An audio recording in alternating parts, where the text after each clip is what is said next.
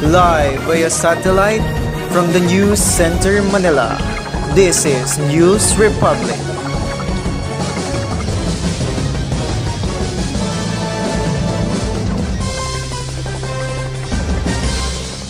And the headlines. 4 new confirmed coronavirus cases recorded in Metro Manila. PBA win against Magnolia shows San Miguel still a force to reckon with. China announces more airline measures for coronavirus outbreak. Voters registration suspended March 10 to 31 due to coronavirus spread. Weather Philippines daily graphical satellite analysis from 12 p.m. March 9 until 12 p.m. March 10, 2020. Cruise ship heads to Singapore after rebuff by Malaysia, Thailand over virus fears. Environmental issues in the Philippines. Oil prices crash as the Saudi-Russia alliances collapse. Star Magic launches music video supporting ABS-CBN franchise renewal. Your anchor, Harold J. Vicente. And Johanna A. Otto.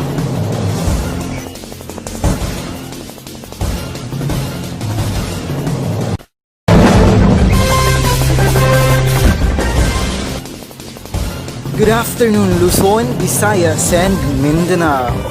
4 new confirmed coronavirus cases recorded in Metro Manila.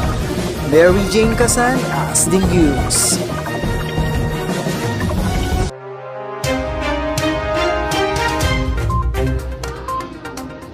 All 4 new confirmed cases of coronavirus in the country are admitted in various private hospitals in Metro Manila. Health Secretary Francisco Duque III confirmed to CNN Philippines on Monday. He said the 38-year-old Taiwanese man with no history of travel outside the Philippines is admitted at the Makati Medical Center, while the 32-year-old Filipino who traveled to Japan is confirmed in St. Luke's Medical Center in Taguig City. The 86-year-old American national who traveled to the U.S. and South Korea was brought to the medical city in Ortegas, while the 57-year-old man who has no recent travel history in St. Luke's Medical Center in Quezon City. He added, Department of Health, while no disclosed hospital names, where patients are admitted to combat fake news. He also warned hospitals against refusing patients showing symptoms linked to coronavirus. For the truth and accuracy, Mary Jane Casan reporting for the New Republic.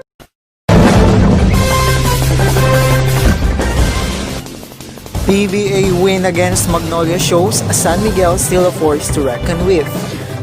Mona Lisa Tua as the news.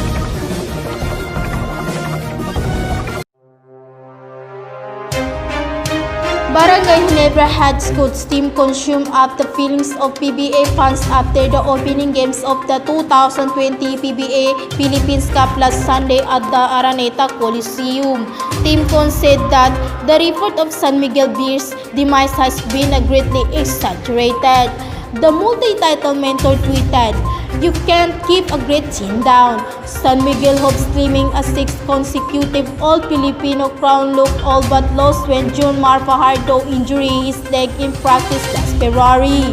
Plenty of PBA coaches and players, including Con himself, said the upcoming conference was wide open with the dominant big man sitting out. But the Beerman statement on Sunday when the Blades, the Magnolia had shot 94-78 to open their campaign. 5 players scored and double-digit with Arwin Santos putting up 18 points and 15 rebounds, while Maula Tua, who took and Fajardo's place in starting lineup, had a team-high 20 points on top of 11 boards.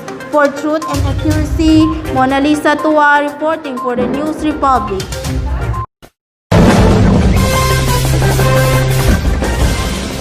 China announces more airlines measures for coronavirus outbreak. Rehaina Abdullah as the news. China Civil Aviation Authority on Monday announced more new measures to support airlines during the coronavirus outbreak, reducing airport and air control fees as well as postponing the upcoming summer season flight plan.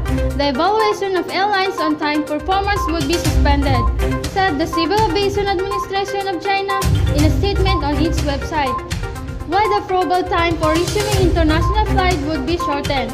Last week, the Civil Aviation Administration of China said it would roll out cash support to both domestic and foreign airlines to encourage them to restore services and stop suspending flights.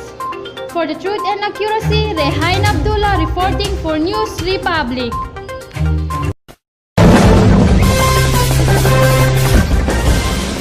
Stay tuned in Philippines. We will be back after commercial break. Galing mo humugot sa wallet. Dahil 69 pesos lang, nakapag-Mac Crispy Chicken Filet alaking meal na. May kasamang rice, pati soft drink. Sulit sarap ang lapang. Tamang hugot sa wallet lang.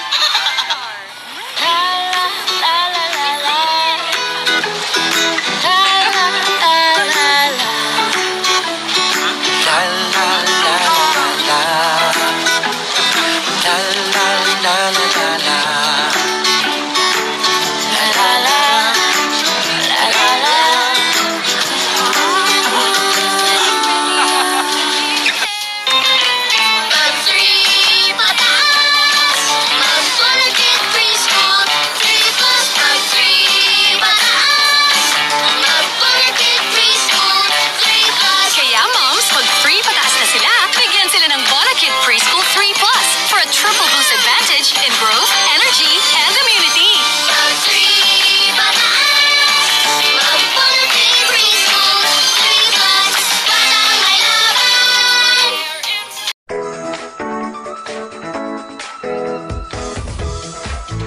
Weather updates from the Pag-asa Philippine Satellite Analysis. Johanna Otto as the news.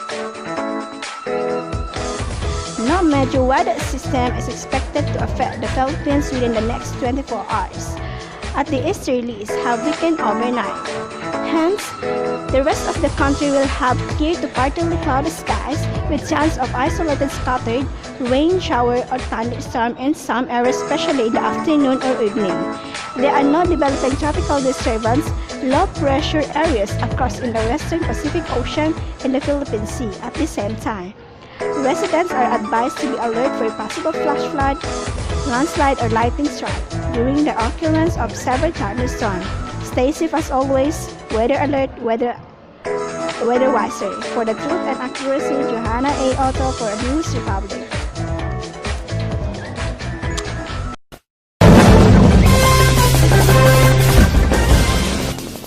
Studio again, Philippines. Voters registration suspended March 10 to 31 due to coronavirus spread. Nor Ginta as the news.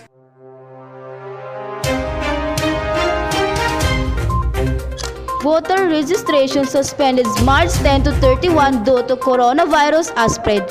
The Commission on Election announced Monday the suspension of voter registration from Tuesday, March 10 until the end of the month as a precautionary measure against the aspect of COVID-19.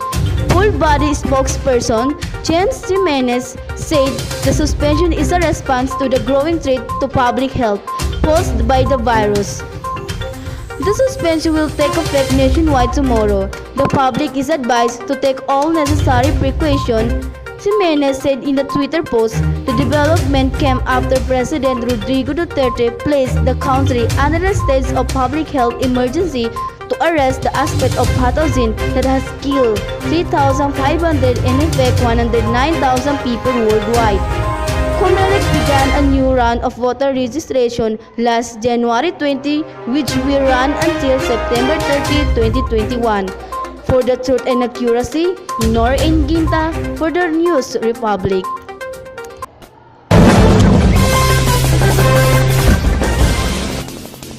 International news coverage. Cruise ship heads to Singapore after rebuff by Malaysia, Thailand over virus fears. Jason Hustado as the news. Cruise ship heads to Singapore after rebuff by Malaysia, Thailand over virus fears. The operator of cruise ship Costa Fortuna said it was heading to Singapore to end its journey on Tuesday as planned. After it was turned away from port in Malaysia and Thailand over coronavirus fears, The Italian cruise line Costa Crociere said that there were no suspected virus cases among its guests, which includes Italian.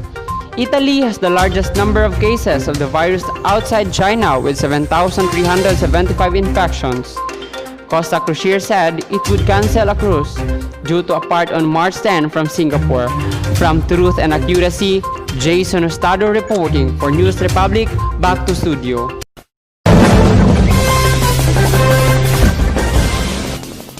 Local news: environmental issues in the Philippines. The Philippine evident risk to natural disaster is due to its location. Being a country that lies in the Pacific Ring of Fire, it is prone to earthquakes and volcanic eruptions. In addition, the country is surrounded by large bodies of water and facing the Pacific Ocean, where 60% of the world's typhoons are made. One of the most devastating typhoons that hit the Philippines in 2013 was Typhoon Haiyan, or Yolanda, that killed over 10,000 people and destroyed over ₱1 trillion worth of properties and damage to various sectors. Other environmental problems that the country is facing including pollution, illegal mining and logging, deforestation, dynamite fishing, landslide, coastal erosion, wildlife extinction, global warming, and climate change.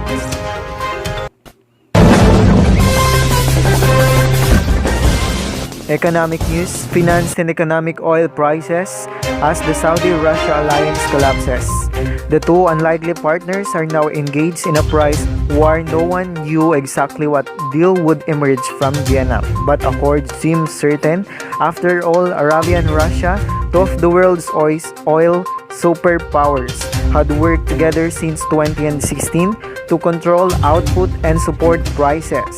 With oil demand lagging because of the spread of COVID-19, the partnership seems more important than ever to all producers. Member of the Organization of the Petroleum Exporting Countries, or OPEC, of which Saudi Arabia is the undeclared leader, wherein no make a deal with allied oil producers led by Russia, but on March 6, to everyone's astonishment, and meeting broke up without agreement. The Saudis had wanted to slash production, but Russia refused. The Saudis promptly cut prices and announced they would increase production from next month, in effect declaring a price war against Russia and America and threatening other higher cost producers the world over. Truth and Accuracy, your anchor reporting.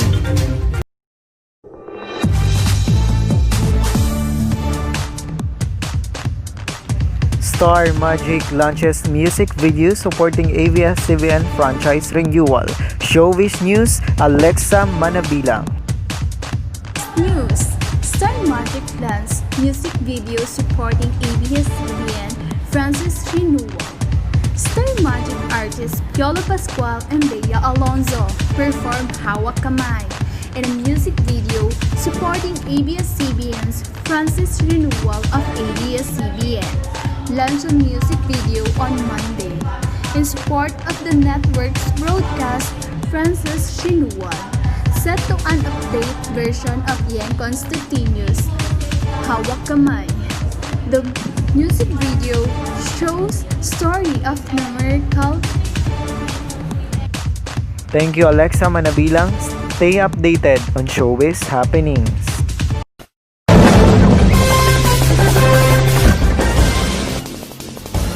From the most trusted news, this is home of journalists, advocates, obstacle news, and reliable news. This is Otto Johanna And A., Darrell J. Vicente your voice towards truth. and justice. This is News Republic.